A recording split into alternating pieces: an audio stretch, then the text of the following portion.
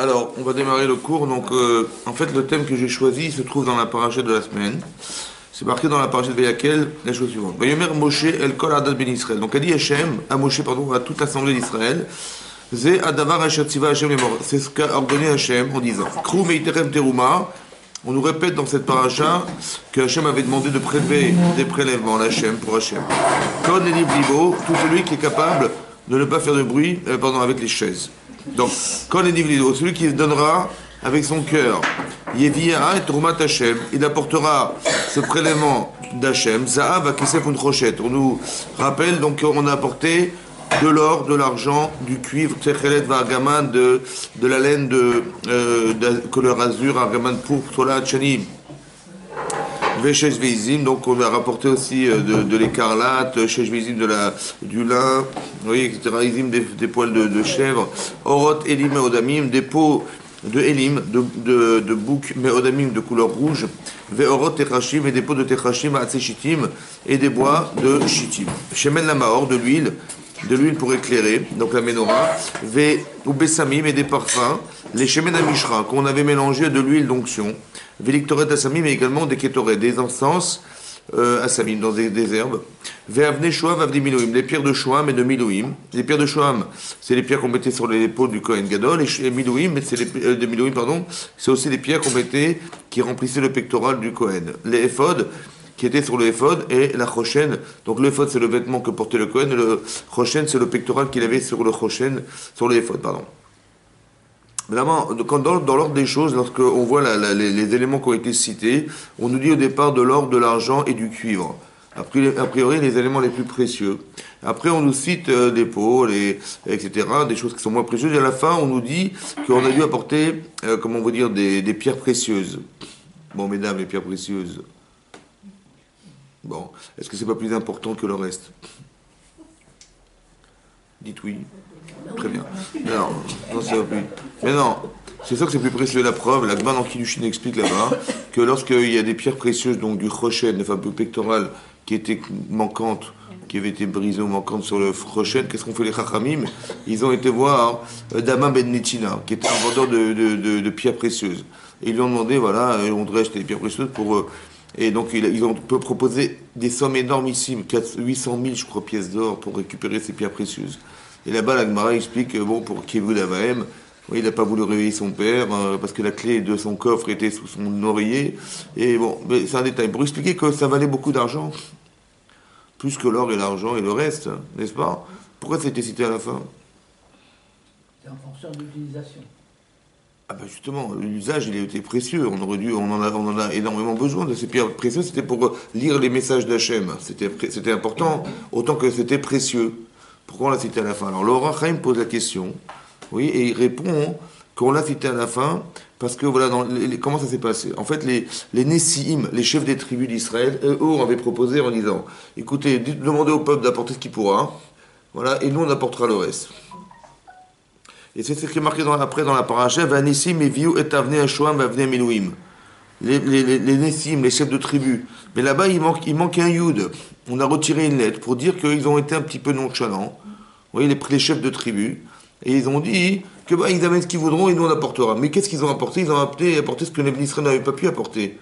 N'est-ce pas? Les pierres précieuses. Mais comment ils ont dit? Ils ont dit bon, qu'ils amènent ce qu'ils voudront et nous on apportera le reste. Mais qu'est-ce qu'ils ont apporté? Ils ont apporté des pierres précieuses que Hachem a amené au pied de leur tente.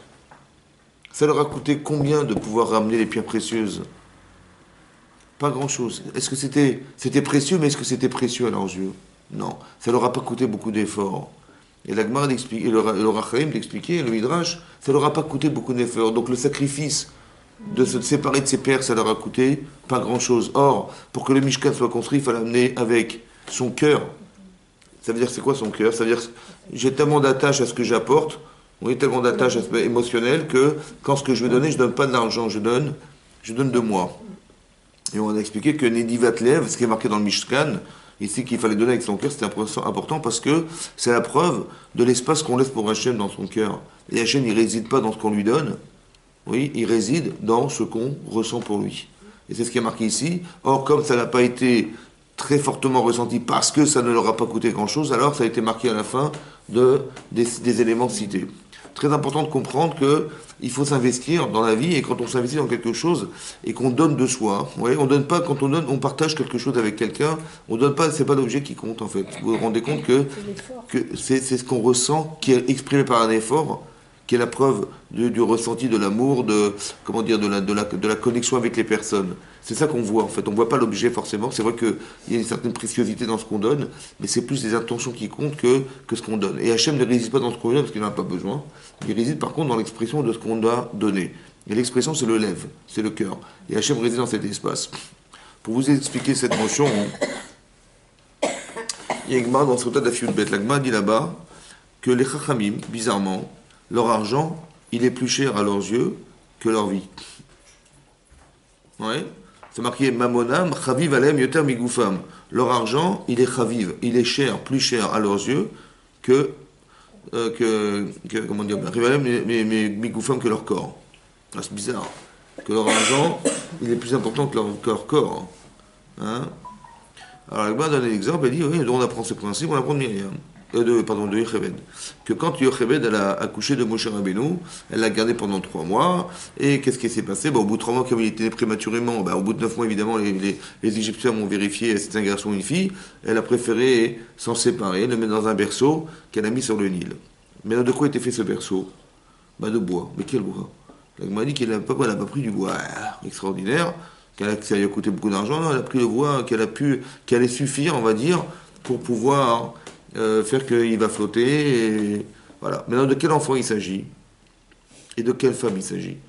Le Chebed, c'est une femme qui a donné sa vie pour les enfants, n'est-ce pas? Quand on lui a dit, écoute, vous êtes des sages-femmes, les enfants qui naîtront, si c'est un garçon, vous les tuerez, et si c'est une fille, vous les laisserez vivre. Elles ont été prêtes à sacrifier leur vie pour ne pas faire que ces enfants juifs disparaissent.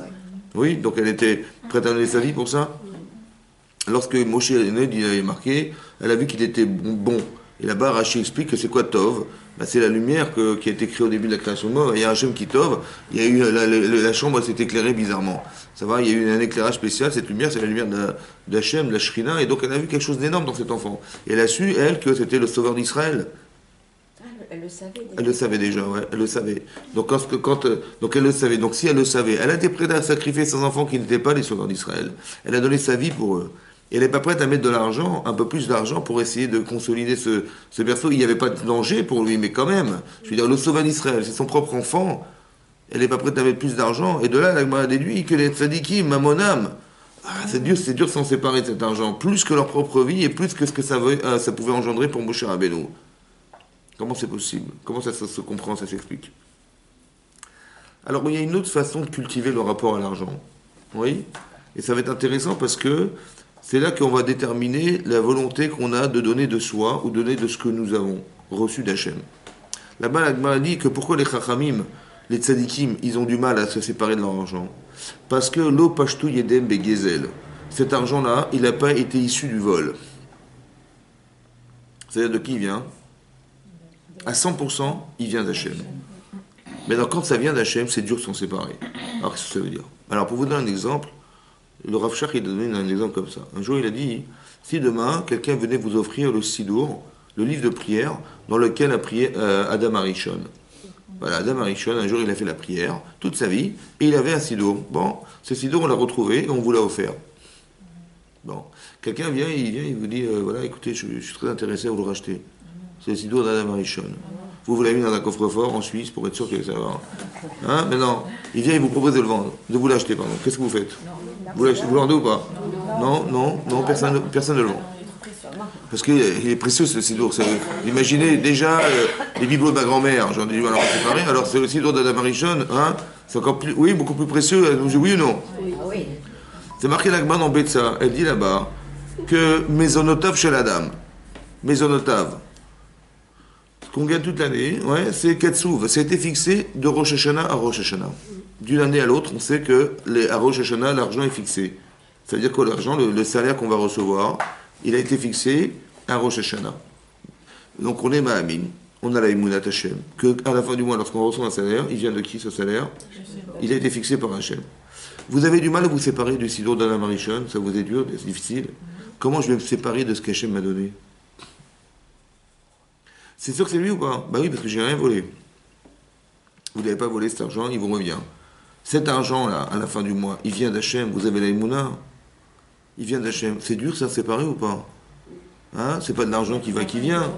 Cet argent-là, il vient d'Hachem. Il vient d'Hachem. Vous avez vu, il est venu par intermédiaire, c'est vrai. Mais il vient d'Hachem ou pas? C'est dur s'en séparer? Comment je vais faire pour m'en séparer? Comment je vais faire? C'est déjà le livre de prière d'Adam Arishon, j'ai du mal. Alors celui d'Hachem, comment je vais faire? Si on raisonne comme ça, oui. Oui, mais l'argent, ça vient, ça part, il faut... Mais d'où ça vient? C'est comme je dis, le sidour. Le sidour. Il est pensé, l'argent. J'entends, mais ça veut dire ce sidour-là, c'est ça, ou Batarilé, ou c'est pareil, c'est pour faire la prière. Ouais. Mais bon, il y a quand même une connotation un peu émotionnelle plus forte dans celui de... Il faut bien un sidour pour prier aussi. J'entends, donc vous dites, c'est pas grave, le sidour d'Adam Arishon, c'est le même texte, c'est pareil, tu vois, c'est pas... Non, il y a un côté émotionnel attachant dans le fait de recevoir ce sidour. Donc c'est pas le sidour qui m'intéresse, c'est d'où il vient qui m'intéresse. Or là, l'argent qui est au chauffeur du mois, si j'ai la Emouna, il vient pas du client qui est venu chez moi, il vient d'Hachem. Comment on va s'en séparer? Dites-moi la vérité. Vous êtes sûr qu'il vient d'Hachem ou pas? Et c'est sûr que l'autre qui vient d'Adam Arishon, c'est sûr. Et c'est marqué son nom dessus. Mais là c'est marqué, il y a le nom d'Hachem dessus, c'est sûr. Comment je vais m'en séparer? Mais non, c'est tellement vrai ça, que quand vous donnez de l'argent, vous ne donnez pas de l'argent. Parce que vous dites, donnez-moi une page du livre d'Adam Arishon. Pardon, mais il va être manquant, c'est dur ça, c'est très dur. C'est-à-dire le rapport à l'argent, c'est un rapport d'émouna. C'est dur s'en séparer. Mais quand vous donnez quoi? Vous donnez de l'argent? Vous vous séparez de ce qui est pour vous le plus cher. Vous ne donnez pas de l'argent, vous avez compris? Ce rapport à l'argent, c'est le rapport des tzadikim. Que Myriam, elle savait que... Yocheved, pardon, je dis toujours Myriam. Yocheved, elle savait que cet argent, elle avait gagné honnêtement. Et c'est sûr qu'il vient d'Hachem. Si elle avait volé, elle avait gagné malhonnêtement, c'était l'argent de l'autre, mais je m'en sers. Mais là, c'est sûr que ça vient d'Hachem. J'ai la Emouna que c'est de lui, et c'est sûr que ça vient de lui. Donc cet argent, j'en ai mal à m'en séparer.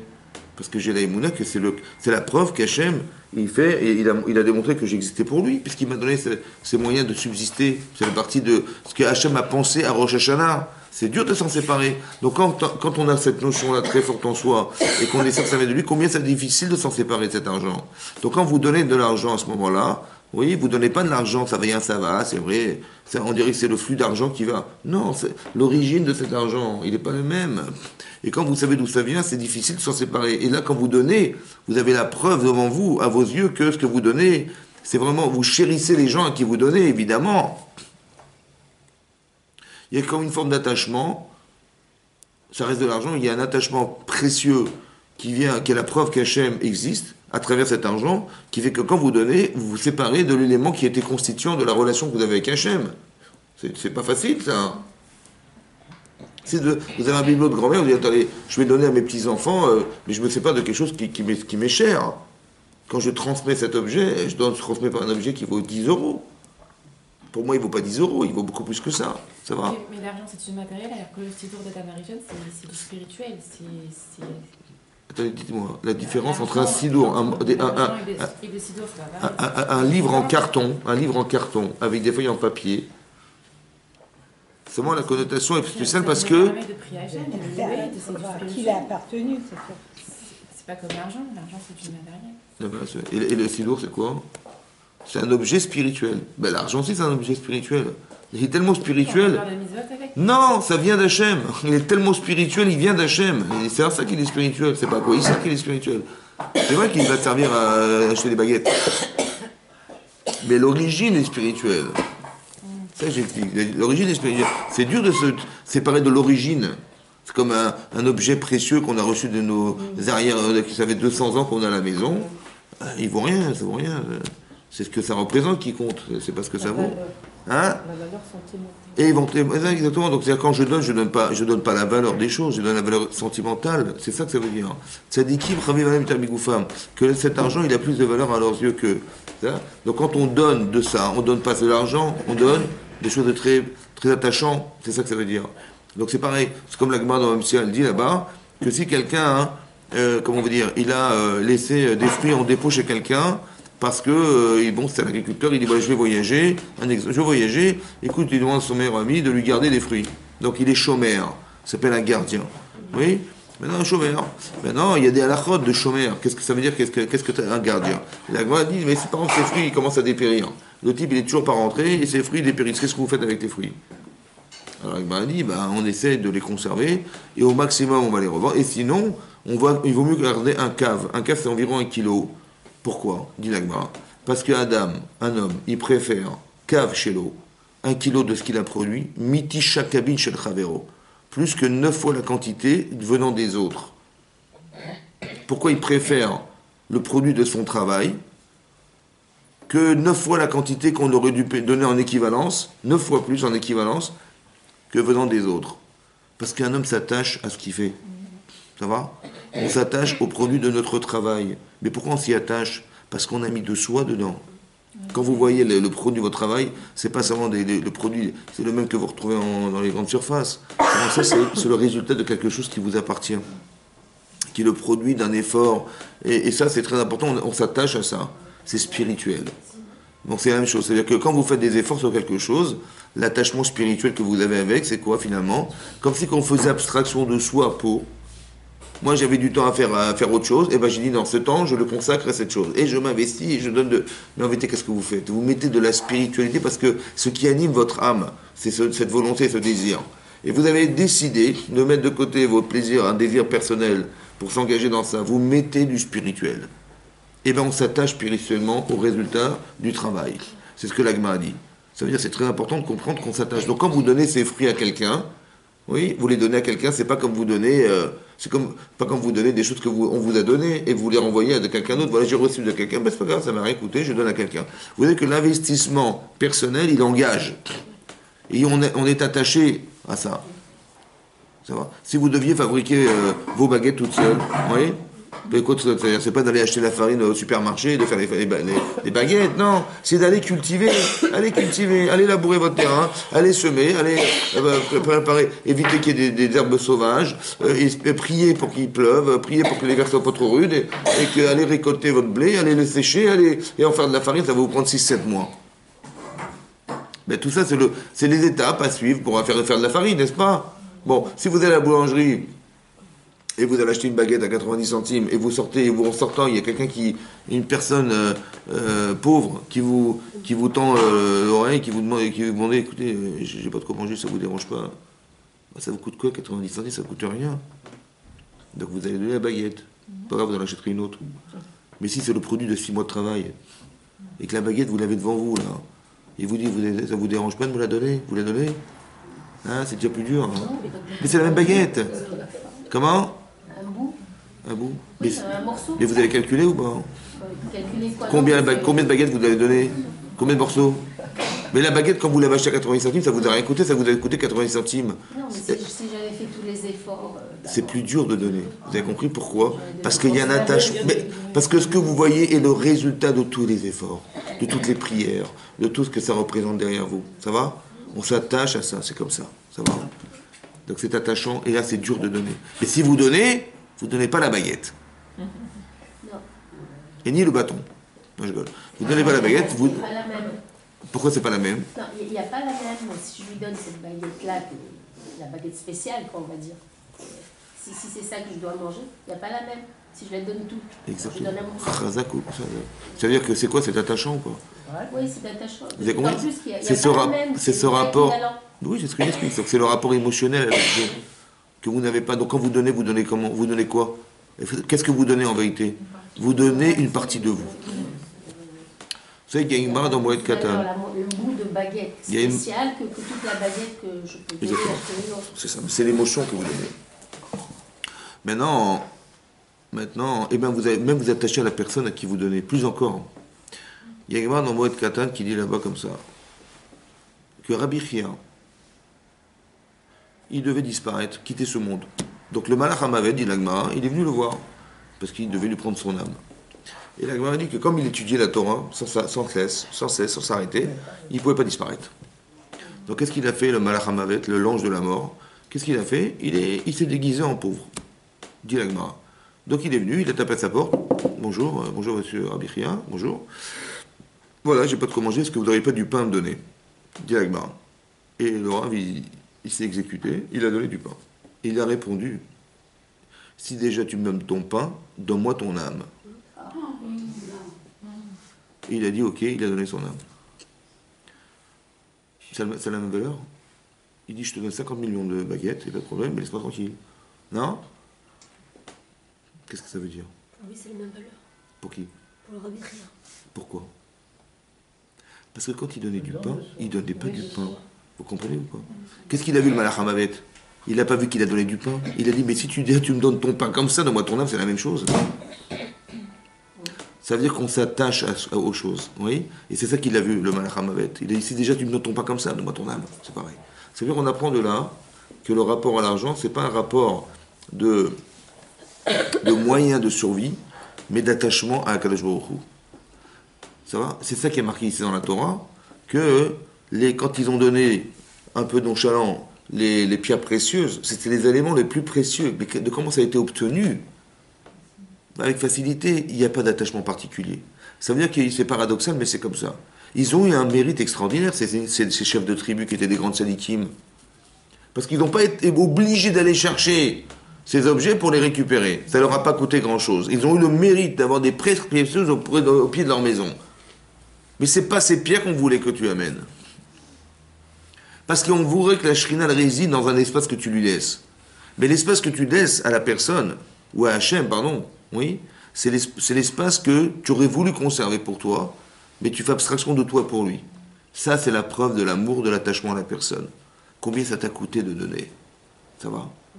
Et c'est ça qui est la preuve et l'espace qu'on donne aux autres. Et c'est ça la Shekhinah.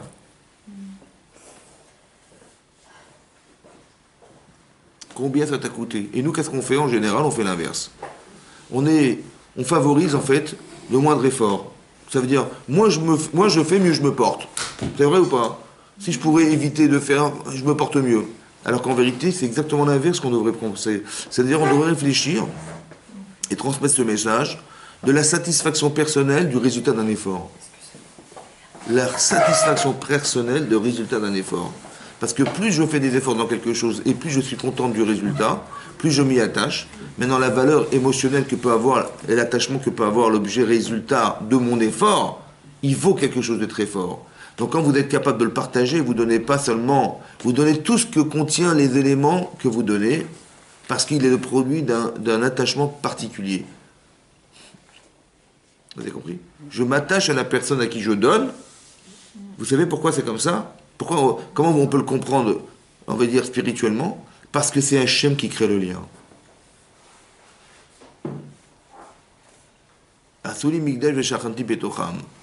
Quand vous vous attachez à quelqu'un, c'est spirituel, ça ne peut pas s'expliquer physiquement. Mais vous savez, c'est quoi qui crée le lien? Vous savez qui c'est qui crée le lien? Le dos. Hein? Le dos. Hachem. C'est Hachem. Vous avez ce lien. Vous avez créé un lien avec Hachem dans un objet, et bien vous transposez ce lien avec la personne. Veshachanti betocham. Shechina benehem. La Shechina est entre eux. Vous comprenez ce que ça veut dire, ça? Vous transmettez de la Shechina, en fait. Plus qu'un objet. Parce que le produit de ce que vous donnez est le résultat de ce qu'Hachem vous a fait ressentir. Et ça s'appelle la Shechina, ça. Ça veut dire que... Et est-ce que je souffre de vouloir vous donner? Pas du tout. Pas du tout. C'est incroyable. On donne, on veut, on donne. Et c'est incroyable. Ça, Que quand je donne avec... Travail Quand je donne par obligation, j'ai la peine d'avoir perdu quelque chose. Et quand je donne parce que je tiens à la chose et que l'amour de la personne qui est en face de moi ou le respect est plus fort que ce que je possède, ça veut dire que là, c'est pas seulement vous n'avez pas donné quelque chose, vous avez transmis quelque chose de très grand.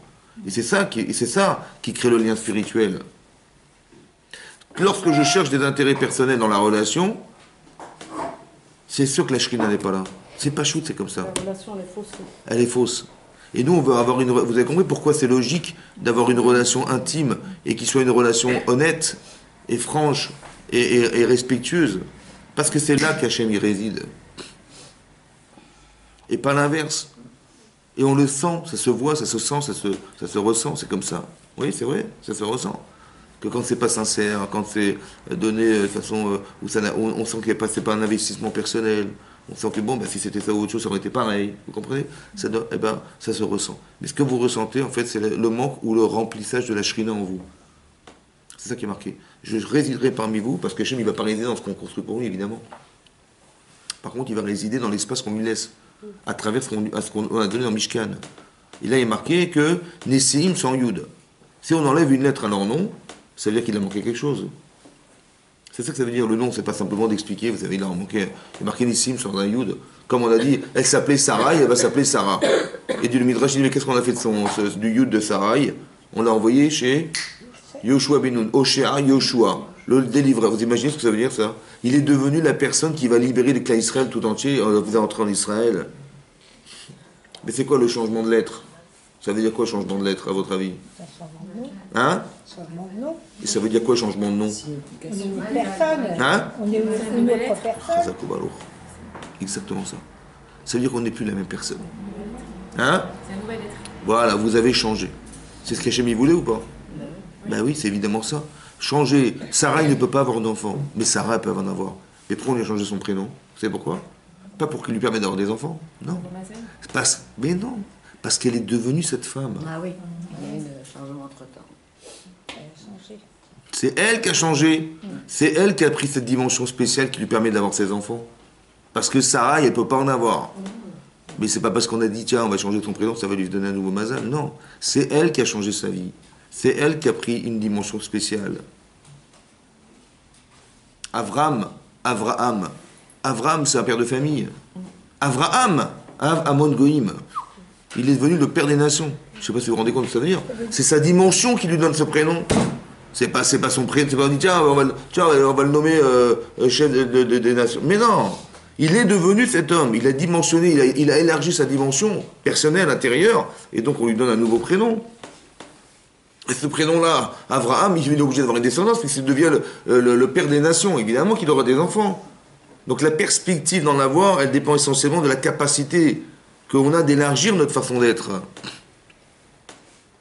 Quand on fait Teshuvah, le Rambam Neichot Teshuvah, il dit clairement que quand on se fait Teshuvah, oui, on fait comment? On fait repentance, on fait un vidouille. Ça veut dire vidouille, ça veut dire que on fait repentance devant Hachem. On dit j'ai fauté, etc. On reconnaît. Et faire Teshuvah, c'est quoi? C'est d'être accepté d'être un autre. C'est une nouvelle Neshama. Oui, ça veut dire qu'il y a quelque chose en moi qui a changé. Ou j'ai éliminé quelque chose qui m'empêchait d'être cette personne, ou bien j'ai des valeurs intrinsèquement liées à moi qui sont beaucoup plus grandes. Je suis un autre, dit le Rambam. Mani acher. Anilo otoaïch, je suis pas la même personne, Shechata qui a fauté. C'est que je suis un autre. Et la même personne, il y a le prénom, même nom, pareil, même de carte d'identité, pareil. Non, je ne me reconnais pas dans ce que j'étais. Ani acher. J'ai une façon de me voir qui fait que ce que j'ai fait hier, je ne recommencerai plus aujourd'hui, c'est plus possible. Je suis un autre. Vous avez compris ça? Ça veut dire que j'ai une capacité à changer. Le seul élément dans la nature qui peut changer, c'est l'être humain. Quelque chose qui est issu de la pourriture ne pourra pas être propre, ça va? Mais quelque chose un être humain qui est né de quelque chose de négatif peut changer. C'est extraordinaire. Avraham, il descend de Terach. Vous avez compris? La seule chose au monde qui peut changer, c'est l'être humain. C'est la décision que nous avons de changer qui nous fait changer. Et c'est parce qu'on a une échama, c'est parce qu'on est lié à Hachem. C'est ce cadeau. Ça veut dire qu'il faut comprendre ici qu'on peut changer les gens et on peut changer soi-même en faisant don de soi pour. Quand vous mettez votre temps dans d'autres choses que dans des choses spirituelles dans vos vies, vous avez forcément une identité différente puisque vous êtes attiré par. Vous avez changé. Comme on voit les Chachamim d'expliquer que si quelqu'un n'évolue pas, oui, vous savez connaître ce principe, que si on n'évolue pas, on régresse. Hein? Est-ce que c'est logique? Est-ce que c'est logique? Hein? Bon, alors je vais vous poser une question. Voilà, je suis stable. Oui? Ni j'avance, ni je recule. Bon, si j'avais reculé en arrière, j'ai fait l'effort de reculer en arrière, j'aurais reculé. Si j'avais fait l'effort d'avancer, j'aurais avancé. Mais c'est marrant qu'il n'y ait pas de situation stable dans la vie. Pourquoi il n'y en a pas? Pourquoi de ne rien faire, c'est reculer? Je ne comprends pas. Non, je suis au point mort là.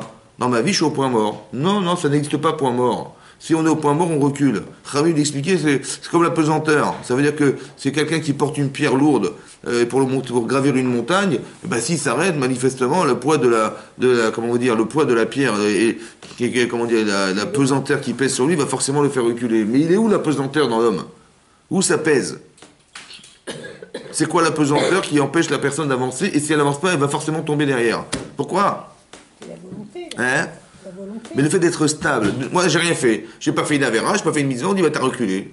J'ai reculé, j'ai rien reculé du tout. J'ai ni fait de la mitzvah, ni fait d'avera. Il n'y a pas de situation neutre. Pourquoi? Notre temps il est limité. Et si on ne fait pas de mitzvot, bah, forcément à la fin on est perdant. Dans l'absolu, c'est pas logique. Hein. Mais ça c'est neutre. J'ai pas fait de mitzvah, mais j'ai pas fait d'avera. Vous êtes en voiture, ou passez la première, ou faites marche arrière, ou alors vous mettez au point mort. Oui ou non? Je dis, bah, donc si j'ai mis le point mort, j'ai fait marche arrière. Non, je suis désolé, vous avez mis le point mort. Vous avez fait marche arrière. Mais pourquoi le fait d'être en point mort, ça s'appelle reculer aux yeux des Chachamim? Pourquoi? On n'avance pas. Mais pourquoi ne pas avancer, c'est reculer? Non, j'ai pas reculé, je suis désolé, j'ai ni avancé, ni reculé, je suis au point mort. Si on n'avance pas, c'est qu'on recule. Pourquoi? Alors, encore une fois. C'est vrai, c'est pas logique. C'est pas logique. C'est pas logique. Vous avez passé le permis ou pas? Oui. Très bien.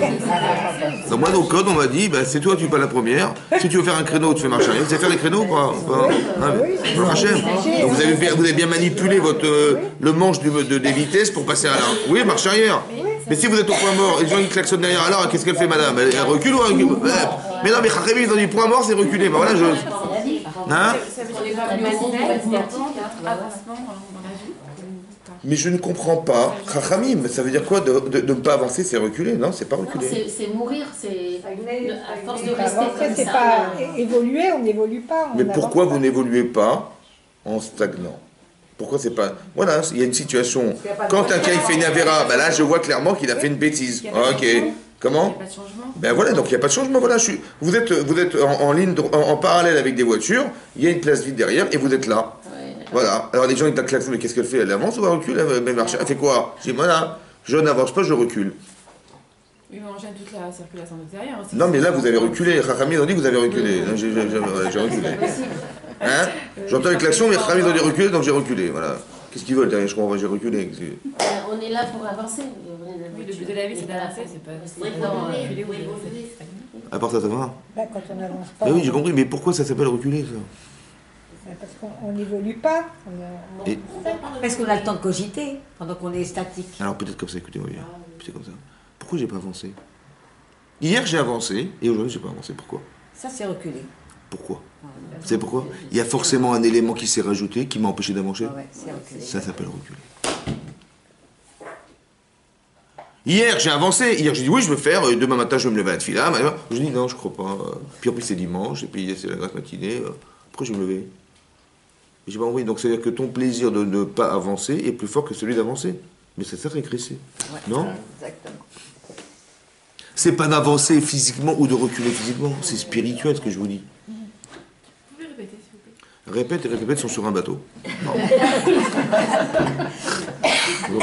Si j'ai décidé, hier j'avance. Hier j'ai décidé de mettre mes tefilines, hier j'ai décidé de faire Shabbat, hier je faisais Shabbat, et aujourd'hui je dis pourquoi je vais me casser la tête? Ouais, je dis bah oui, bon, j'ai rien fait, voilà, j'ai pas fait d'avera, mais j'ai rien fait, j'ai pas pratiqué, voilà. Je dis bon bah il a pas pratiqué, il a pas fait l'inverse, il n'a pas pratiqué. C'est quoi, où est-ce qu'il a reculé? Il a reculé dans sa tête, ça veut dire, là, dès l'instant où je ne fais pas ce que je faisais hier, c'est qu'il y a un élément qui s'est rajouté et qui m'empêche de le faire. Oui, ce élément rajouté, c'est lui qui m'a fait régresser. Donc qu'est-ce que je dois faire dans ma vie? Je dois avoir le sentiment d'avancer et surtout d'empêcher que des éléments extérieurs rentrent dans ma tête et m'empêchent d'avancer. Ça s'appelle reculer. J'ai accepté, c'est ça reculer. Ça veut dire que je me suis pas... Il y a quelque chose, un élément rajouté qui fait que, bah, pourquoi pas, voilà, et puis les autres non plus, ce que vous voulez. Extérieur, ça doit être Sarara. Les Sarara, voilà, ou des éléments, oui, bien sûr, parce que celui qui vous a empêché, qui a décidé pour vous, entre guillemets, de vous empêcher de faire, c'est pas vous. C'est-à-dire, c'est pas vous. On accepte cette réalité-là. Mais c'est-à-dire que si je l'accepte, si j'ai pas voulu avancer, c'est que forcément, dans ma tête, il y a quelque chose qui s'est passé qui m'a empêché d'avancer. C'est ça, reculer, vous avez compris. Donc, encore une fois, les Nessim, ils n'ont pas apporté. Très important de comprendre en couple aussi, c'est pareil. Oui, que quand vous donnez du temps, de votre temps, un sourire, comment vous recevez votre mari, comment vous investissez dans votre travail personnel, dans votre vie de couple, dans vos tâches personnelles, dans vos tâches familiales, etc., ça se voit si on aime. Ça va? J'avais autre chose à faire, mais quand vous voyez, par exemple, si quelqu'un, une femme, elle voit son mari rentrer à la maison, et qu'est-ce qu'il fait? Ben, il rentre dans sa chambre, il va jouer à l'ordinateur, il dit pas bonjour, ou il dit quoi que ce soit. L'ordinateur et moi. Ça veut dire qui c'est qui est plus important à ses yeux? L'ordinateur est à travers. Hein, c'est C'est grave, vous avez compris, mais ça se voit. C'est là qu'on voit l'investissement de la personne. Vous avez compris? Combien il a mis de place dans le Mishkan? Mais le Mishkan, c'est la maison, le Mishkan, c'est sa famille, c'est sa femme, c'est quoi où est-ce qu'Hachem réside entre nous? Si c'est pas dans son couple et dans sa vie familiale. C'est là qu'on investit au maximum, parce que les repères, ils sont là, les repères. Parce que si déjà là, il n'y a pas, alors ailleurs, il y aura encore moins, vous comprenez? Avec mes voisins, avec mes amis, c'est évidemment que moins. Par contre, je pourrais m'inspirer de ce que je sais faire en couple, pour aimer les autres, au moins comme j'aime ma femme, et comme j'aime mes enfants, et comme j'aime mon mari, évidemment. Au moins, j'espère atteindre ça un jour. Parce que le maximum que je peux atteindre, il est en couple. Évidemment, la Shrina, c'est là qu'elle réside, mais pas ailleurs. Hein. Donc ça veut dire que, quand je dis la résidence de la Shrina, ça veut dire que, voilà, j'ai fait des efforts, mais j'ai passé du temps. Vous avez fait un beau gâteau, vous avez fait un bon plat, vous avez fait des efforts. Mais si c'est pas reconnu, ça vous déçoit extrêmement fort. C'est très décevant de voir que tout ça, pourquoi finalement, pour rien, même pas un sourire, même pas un merci, rien du tout, c'est décevant. Alors qu'inverse, si vous voyez que la personne elle est contente, vous dites, bah tiens, demain je recommencerai, j'ai envie de... Mais c'est ça la Shrina B'Enem. Ça vous a coûté du temps, ça vous a coûté de l'argent, ça vous a coûté, comment on veut dire, des efforts, vous avez appris, vous avez fait. C'est un investissement personnel. Et plus l'investissement est grand, plus le résultat est attachant. Donc quand il est attachant et que vous avez envie de le partager, c'est là qu'on crée le lien. C'est ça qu'il a manqué aux chefs de tribu d'Israël. Ils ont amené des pierres précieuses sans effort.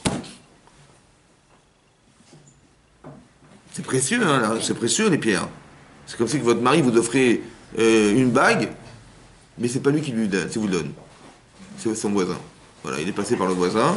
Il dit voilà, tu diras à ma femme que voilà, c'est pour son cadeau d'anniversaire des 25 ans de mariage.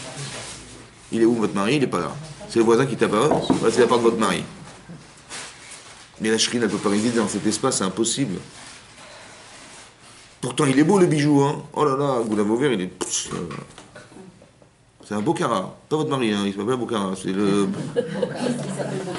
Ouais, ah oui, c'est pour ça que c'était ça la blague. C'était ça la blague. Non, vous avez compris, c'était un Bocara. Maintenant, quand on voit ça, on dit bien sûr qu'elle est contente. Elle est contente mais frustrée à la fois. À la proportion de la valeur de l'objet. Parce que la Neshama, elle ne réside pas dans ce qu'on donne, elle réside dans l'esprit, dans l'intention qui est derrière. C'est ça la résidence. Ça, c'est l'explication de la première explication. Donc c'est très important au couple que ça se passe comme ça. Et ça se sent, et c'est comme ça qu'on crée des liens spirituels. Parce que la relation amicale et la relation familiale, elle est spirituelle.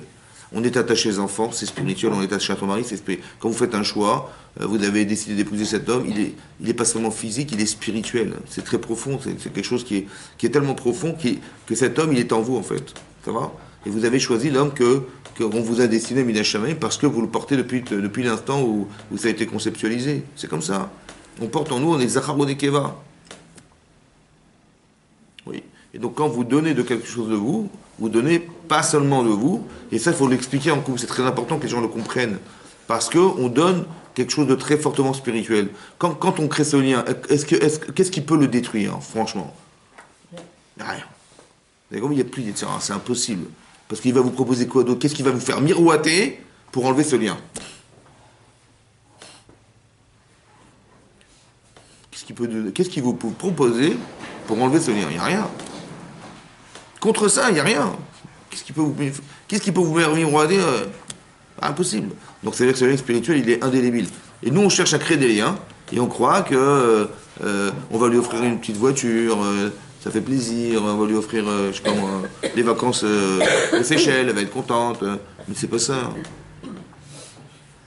Vous avez compris, entre un cadre extérieur et un cadre intérieur, c'est le cadre intérieur qui compte, c'est pas le cadre extérieur.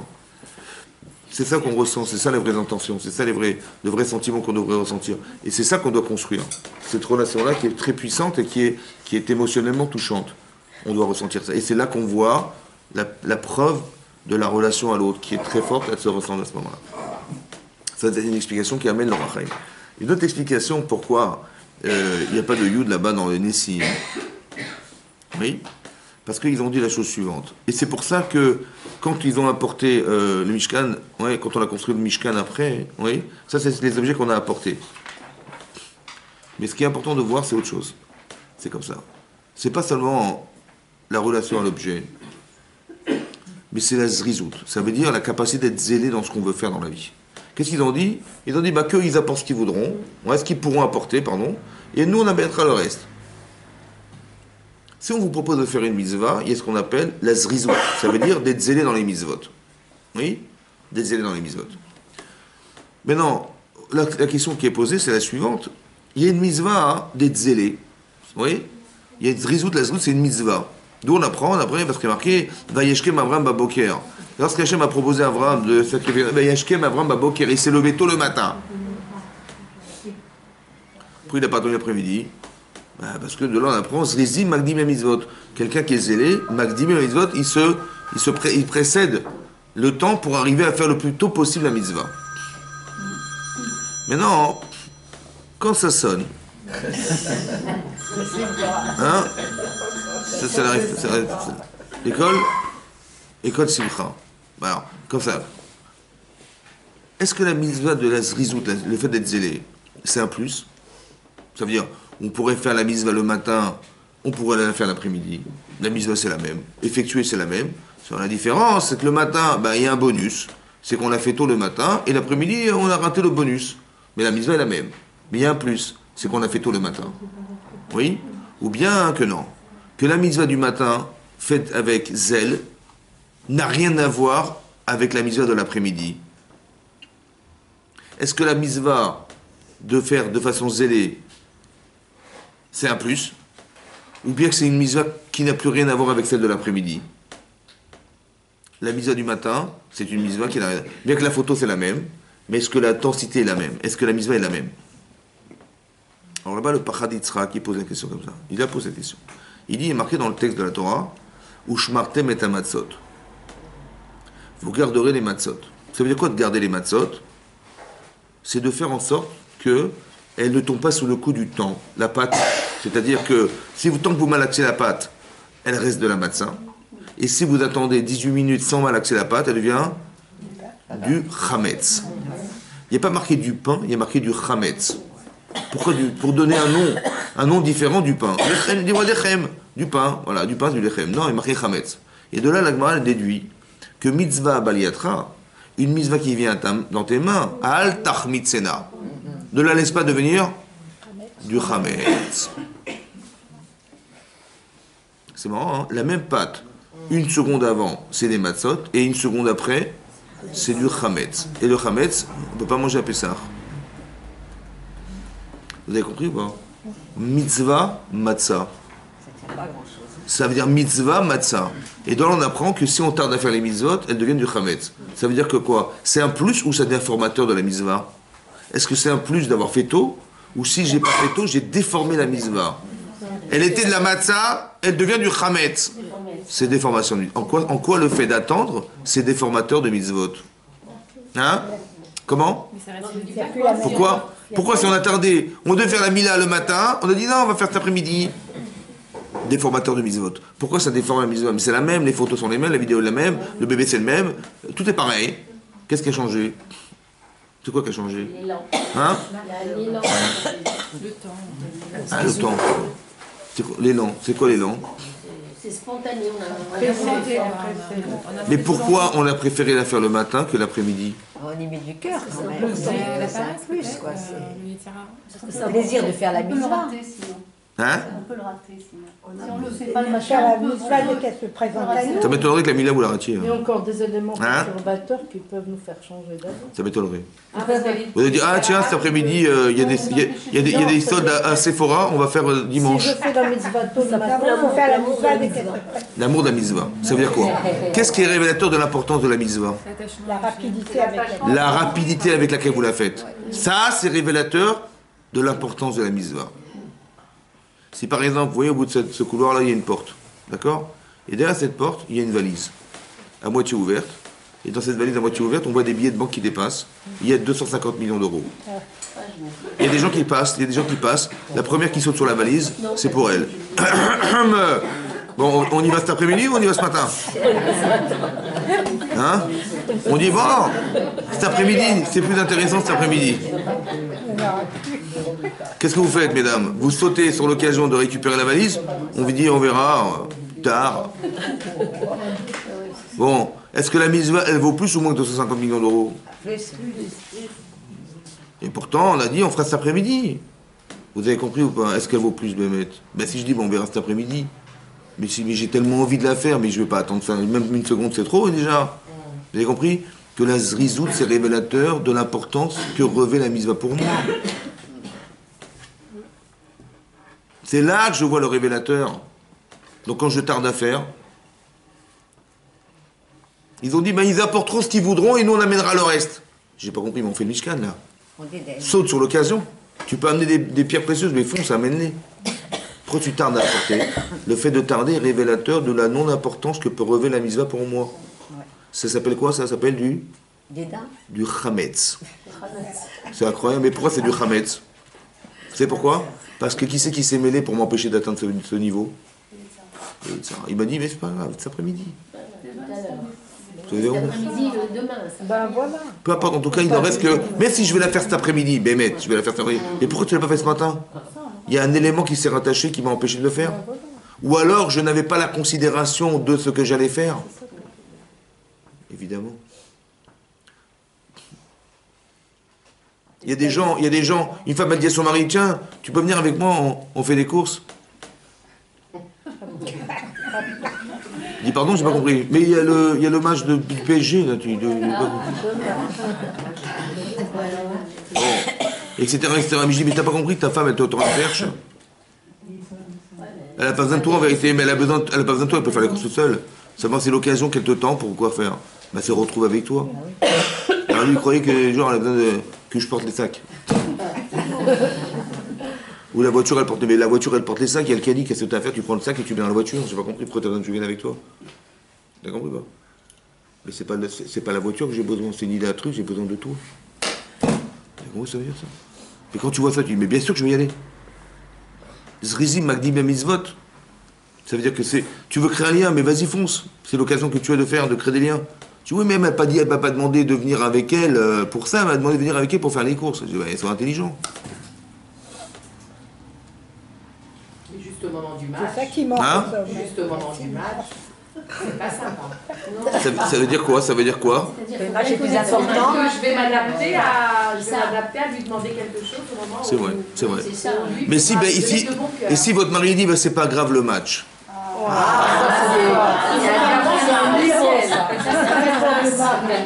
Hein? Si par exemple si vous habitez au Pré Saint-Gervais, au PSG. Si vous habitez au Pré Saint-Gervais, c'est vrai que c'est pas évident. Et quand vous habitez à Paris, de Pré Saint-Gervais, mais c'est ça qu'il faut voir. Mais si elle a dit, bah oui, mais bien sûr, vous allez dire, voilà, qu'il a fait, quel effort il a fait, mais quel... Et là, vous allez sentir, ça va créer un lien ou pas? Oui. Parce que vous savez combien il y tient à cette chose, et comme il a fait, il a été prêt à sacrifier ça pour vous. Waouh. C'est ça qu'on ressent, vous avez compris ça? Ça veut dire qu'on crée des liens. Ça veut dire que, il y a la valeur des choses. Et il y a la manifestation qui relève de l'importance des choses. Zrizim Magdim et Mitzvot. C'est là qu'on voit qu'il n'y a pas de Yetzer. Parce que si je tarde à faire, c'est qu'il y a forcément autre chose qui va contrebalancer ce désir. C'est pour ça que l'Agma a dit que, l'Agma dans Brachot a dit la Fiuzain, que Pat Sheba Issa, la pâte, elle est comparée au Yetzerara. Pourquoi? Vous savez pourquoi? Elle gonfle. Hein? On parle pas des femmes, on parle de la pâte qui gonfle. Ah, je vois. Non, je gonfle. Elle gonfle. Non, elle gonfle. Ça veut dire qu'elle gonfle. Vous avez raison, elle gonfle. Mais en quoi c'est Yetzerara qu'elle gonfle? En quoi c'est Yetzerara qu'elle gonfle? Hein? L'orgueil. Alors peut-être comme ça, écoutez-moi bien. Deux explications possibles. Le Raphaël Friedlander, il explique comme ça. Il dit quand vous prenez une pâte d'1 kilo, vous faites une pâte, vous avez pris de la farine, 1 kilo de farine, vous mettez de l'eau et de la levure et vous la malaxez, vous avez une boule de pâte. Vous la mettez dans une bassine. Vous revenez dans 2 heures. Elle a débordé de la bassine. Bon. Maintenant, vous faites une autre pâte. Et vous la prenez, vous la faites 1 kilo de farine, vous de nouveau mettez de l'eau, du sel, de l'huile, un peu de levure, et vous la mettez sur le côté. Et vous appelez votre enfant. Vous lui dites, mon chéri, Cette pâte-là, on l'a faite ensemble. Tu as vu, j'ai mis 1 kilo de farine, j'ai mis de l'eau, j'ai mis de la levure, j'ai mis du sel. Voilà, elle est là. Bon, celle-là, elle pèse 1 kilo, on l'a pesée ensemble. À ton avis, la bassine qui est dans la pâte qui est dans la bassine, elle pèse combien à ton avis? Il dit, bah, si celle-là, elle pèse 1 kilo, celle-là, elle pèse 10 kilos. Bah, vu le volume qu'elle a, elle pèse 10 kilos. Je lui dis, tu sais combien elle pèse? Il me dit non. Je dis, elle pèse 1 kilo. Il dit, papa, tu es un menteur. Bah, vu la taille qu'elle a, c'est pas possible. Vous savez ce que c'est ça? C'est l'Yitzhara. De te faire croire que ça pèse 10 kilos. Et quand tu vas réfléchir et tu vas étudier la chose, tu vas te rendre compte qu'elle est pleine d'air. Ça veut dire que c'est l'air qui fait gonfler. Ça manque pas d'air quand même. Hein. Ça veut dire que c'est l'air qui fait gonfler la pâte. Mais en apparence, tu as cru que c'était comme ça. Tu l'as interprété comme ça. Mais c'est de l'interprétation que tu as fait. Vous avez compris le problème? C'est ça le chametz. C'est de nous faire croire, mais ça ne peut pas être autrement. Et nous, on croit que c'est vrai, que c'est comme ça. Oui, mais j'ai vu, je suis pas folle, j'ai vu, c'était comme ça, c'est gonflé. Mais c'est dommage, c'est par méconnaissance. Et on a souvent des problèmes parce qu'on ne sait pas reconnaître les éléments qui sont déterminants comme étant du Yetzirah. On croit que c'est nous, on croit que c'est vrai, on croit que c'est... Mais c'est pas vrai. Vous avez compris? C'est ça qui est grave. On croit que c'est ça, et on l'interprète, ça peut pas être autrement. Mais c'est de l'interprétation. Quand tu sais pas, qu'est-ce que tu dis? Il dit, mon père il m'a dit que c'est 10 kilos, et écoute, j'ai pas compris, je sais pas. Alors explique-moi pourquoi. Mais si je dis, mais non, c'est pas possible, je l'ai bien vu que c'était beaucoup plus qu'un kilo quand même. Je sais ce que c'est qu'un kilo de farine, je sais ce que c'est qu'un kilo de pâte. Vous avez interprété que c'était comme ça. C'est ça le chametz. Il ne faut pas laisser le temps de croire. Ça veut dire qu'il faut avoir des certitudes dans la vie.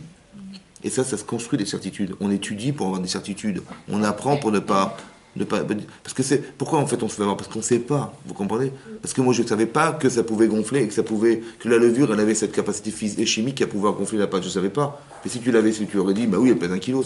Je sais ce que c'est qu'une pâte d'1 kilo qui n'a pas gonflé et je sais une pâte d'1 kilo qui a gonflé, je le sais. Et comme je ne le sais pas, je me fais avoir par celui qui va me faire croire en apparence que c'est comme ça. Ça c'est le chametz. Et il ne faut pas tomber dans le piège du soi-disant... C'est pour ça que je dis qu'il faut connaître les natures des personnes. C'est très important. Il faut comprendre les choses, il faut savoir les choses. Quelqu'un qui n'a pas d'éducation, quelqu'un qui n'a pas de formation, quelqu'un qui n'a pas de connaissances, il va tomber dans les pièges du Yetzer, c'est évidemment comme ça.